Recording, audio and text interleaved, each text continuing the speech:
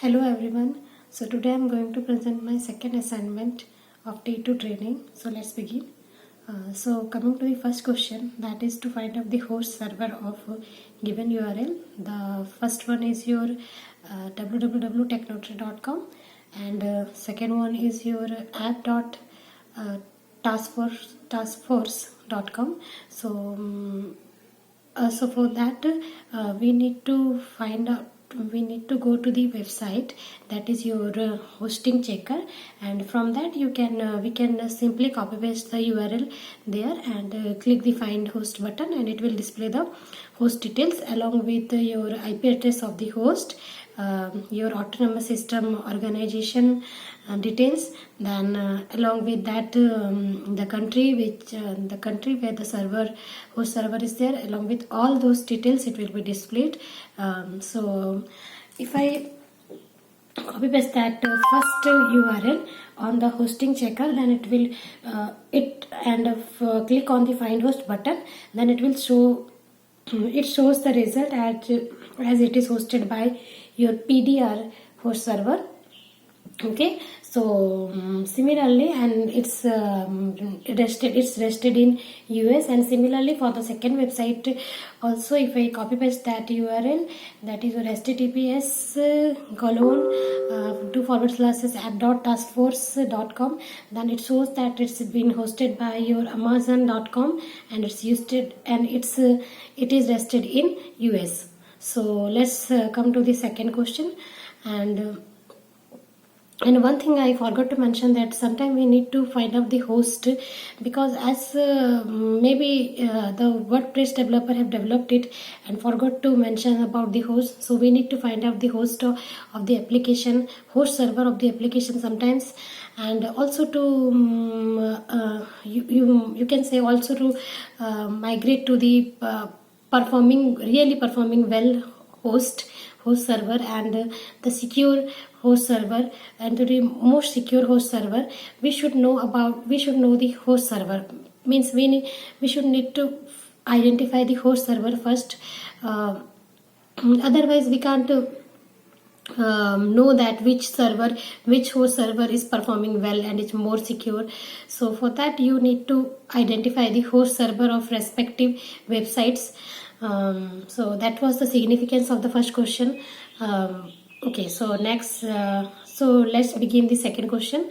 That is, I need to mention few of the web hosting websites.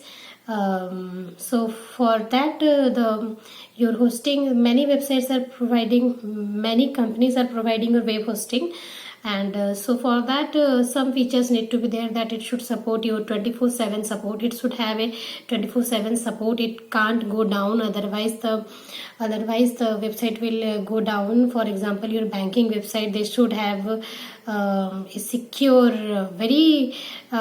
they should be very tight in these things, that it should have a 24/7 support. So let's mention few of them. So few of them are your Bluehost, your iPage, and all of you may be familiar with your GoDaddy, and GreenJix is used for your green web hosting.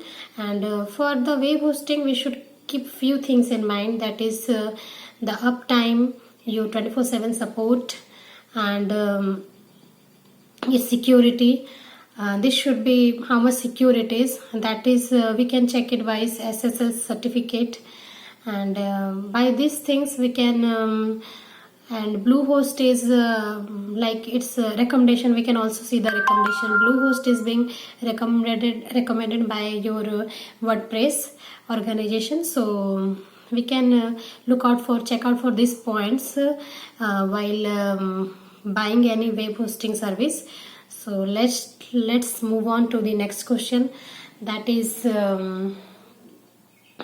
your I need to mention give a brief elaboration on the difference between A and CNAME record. Whenever A stands for your here, let me explain it in brief. A stands for your address record and CNAME stands for your canonical record. So whenever let's cite an example that whenever you are typing www, that's where the domain, it's serving a request for the website. It's turning a request from the URL to a website. Means it's mapping your URL to the website, and thereby it's making a request to the server. So here let's cite an example that we have www.foobar.com. We are making it a request here, making a request like this. So there, if you type down this URL, there www one canonical record, CNAME record will be present in your domain name server. There it will be having the www will be mapping to your foobar.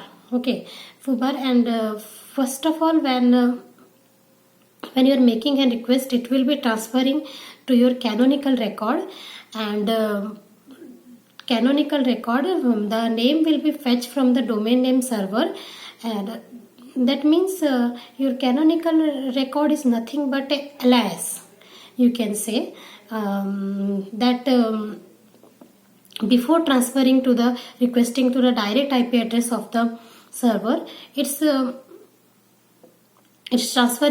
requesting a alias name, or you can say alias name of the IP address. That is your canonical canonical record concept first. So here first it will be converting, it will be converting to the it will make a request to your canonical record, and thereafter it will search for the address record, that is A record, and your domain name will be mapped to the specific IP address of the server. So basically what that is your A record, address record does, it maps your domain name to the IP address of the server. That's all for today. Thank you. Bye.